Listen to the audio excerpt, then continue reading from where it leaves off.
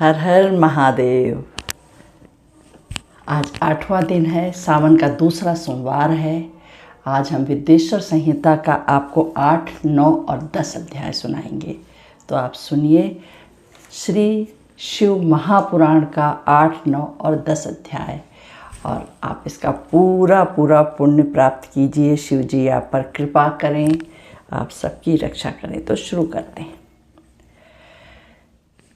इस 8वें अध्याय में नंदिकेश्वर जी कह रहे हैं, महादेव जी ने ब्रह्मा जी पर क्रोधित हो अपनी भौहों के मध्य से भैरव को प्रकट किया, जिसने नमस्कार कर उनसे आज्ञा मांगी। शिव जी ने आज्ञा दी कि तुम अपनी तलवार से ब्रह्मा की पूजा करो।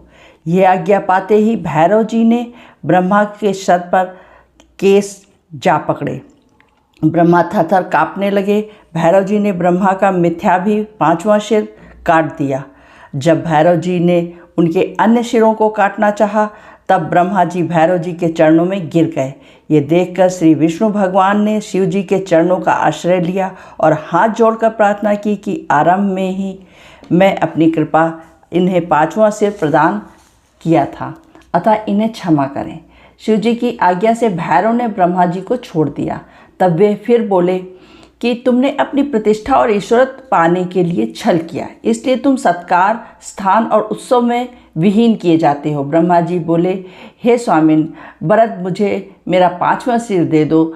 भगवान बोले, हे पुत्र, मैं जगत की स्थिति को ना बिगाड़ने दूंगा। जो अपराधी है उन्हें तुम दंड दो और लोक मर्यादा का पालन करो।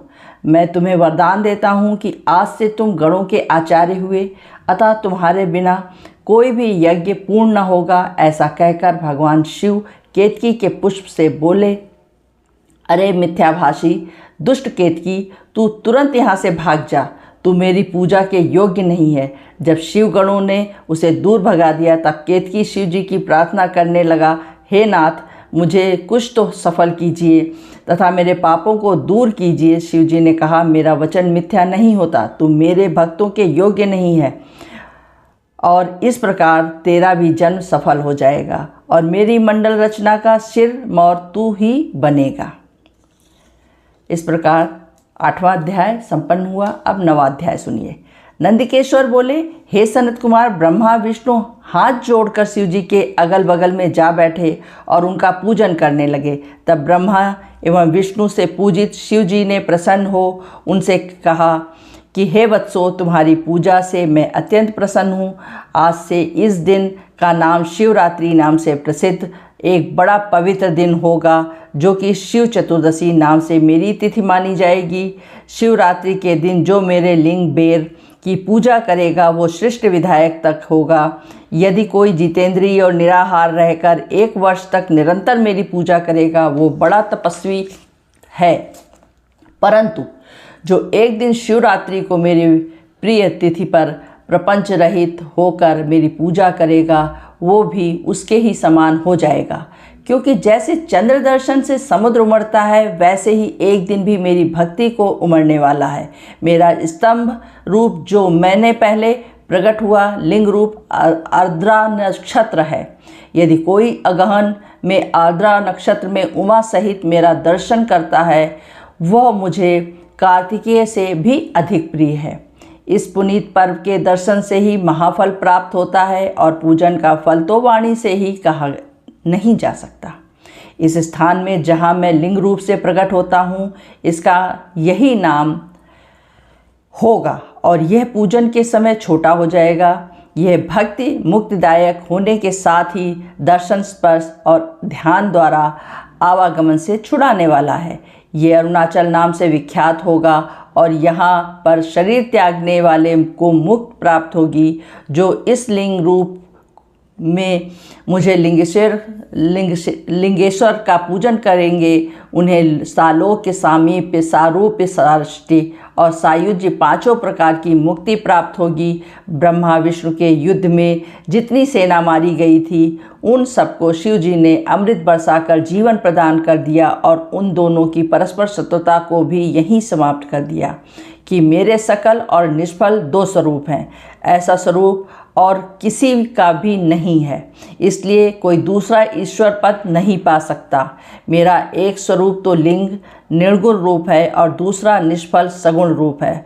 बड़ा आश्चर्य है कि तुम लोगों ने अज्ञानवश अपने को ईश्वरीय मान लिया था। उसे नष्ट करने के लिए ही मैं युद्ध भूमि में आया था। अतः अब तुम अहंकार त्याग कर मेरी आराधना करो। मैं ही परम ब्रह्म हूँ और मेरी ही सभी कलाएं हैं, जो कि निष्फल रूप से दृष्टिगोचर हो रही हैं। मुझ गुरुदेव के वाक्य ही सर्वदा तुम्हारे लिए प्रमाण है। ये मैंने तुम्हारी प्रीत देखकर ही कहा है। मैं सगुण निर्गुण दोनों हूँ। ये सब कुछ मेरा है और ब्रह्म ज्ञान देने के लिए ही मैं निष्फल रूप में प्रकट हुआ हूँ। मेरा ये निष्फल तत्व ही तुम्हें ब्रह्म का ज्ञान करवाएगा, जिससे कि मेरा आत्मिक संबंध है लिंग और लिंग के अभेद से यह नित्य ही पूजनीय है। मेरे इस लिंग रूप की जहाँ कोई स्थापना करता है वहाँ मैं अप्रतिष्ठित रूप से रहता हूँ। लिंग के अभाव में बेर सहित स्थान भी मेरा क्षेत्र नहीं रहता। अब इसका 9वां अध्याय समाप्त होता है। अब 10वां अध्याय सुनिए।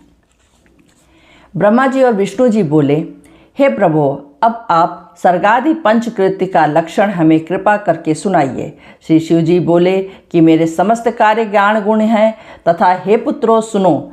नंबर 1 सृष्टि, 2 स्थिति, 3 संहार, 4 तिरोभाव और 5 अनुग्रह, ये मेरे 5 कृत्य संसार में नित्य सिद्ध हैं। इसमें जगत के आरंभ का नाम सर्ग, उसके रखने का नाम स्थित, नष्ट करने का संहार, अदल बदल का नाम तिरोभाव और संसार का सर्ग से मुक्त होने का नाम अनुग्रह है। इन्हीं कर्मों के द्वारा मैं संसार का संचालन करता हूँ। इस पंचकृत्या को चलाने के लिए मेरे 5 मुख हैं, चारों दिशाओं में 4 और सब मुखों के मध्य में 5वां मुख, जिसे विद्वान लोग ही जानते हैं। जैसे तुम दोनों ने अपनी तपस्या से सृष्टि और स्थिति इन दोनों कृत्यों को प्राप्त किया है, ऐसे ही रुद्र और महेश ने भी संहार और तिरोभाव ये 2 कृत्य प्राप्त किए हैं, परंतु अनुग्रह कोई भी न पा सका। और दीर्घायु होने के कारण तुम दोनों कर्मों को भूल गए, परंतु रुद्र और महेश नहीं भूले हैं। तब तुम्हारे भूलने के कारण सृष्टि की स्थिति के लिए रूपवेश, कृत्य, वाहन और आपुदादि सबका मुझ में संग्रह करना पड़ा, क्योंकि तुम में मूढ़ता आ गई और महेश ने दान तथा स्वरूप दोनों का संरक्षण किया। अब यदि तुम चाहते हो तो अब मेरे ओंकार नाम का मंत्र जपो, जिससे तुम्हारे अंदर अभिमान पैदा न हो। नंदिकेश्वर कहते हैं कि उमा सहित शिव जी ने उत्तर की ओर मुख करके ब्रह्मा और विष्णु को मंत्रोपदेश दिया। तब ब्रह्मा और विष्णु ने देवाधिदेव महादेव जी के हाथ जोड़कर कहा, हे सर्वेश, आपको नमस्कार है। हे संसार के रचयिता, हे 5 मुख वाले, हम आपको बारंबार प्रणाम करते हैं। जब इस प्रकार स्तुति कर दोनों ने गुरुदेव शिव जी को नमस्कार किया, तब महादेव जी बोले, हे पुत्रों, मैंने तुमसे सभी तत्वों का वर्णन किया है और वह मंत्र भी बतला दिया है, जिसको कि जप कर मेरे स्वरूप को भली भांति जान सकते हो। मेरा बतलाया हुआ यह मंत्र भाग्य विधायक एवं सब प्रकार के ज्ञान का देने वाला है, जो इस प्रकार मार्गशीर्ष में आर्द्रा नक्षत्र में शिव चतुर्दशी को जपता है, और यदि आर्द्रा केसु में इसके एक ही मंत्र का जाप करे तो करोड़ गुना हो जाता है। इसमें प्रातः हुए सायंकाल को मेरा दर्शन करे तो वह भी उक्त फल पाता है। मेरे लिंग, स्तंभ और बेर मूर्ति इन दोनों का पूजन करना उत्तम है। ओंकार मंत्र से लिंग का, पंचाक्षर शिवाय नमः मंत्र द्वारा बेर का पूजन करना चाहिए। इस प्रकार ब्रह्मा और विष्णु को ज्ञानोपदेश देकर शिव जी वहीं अंतर ध्यान हो गए। इस प्रकार 10वें अध्याय का भी समापन होता है।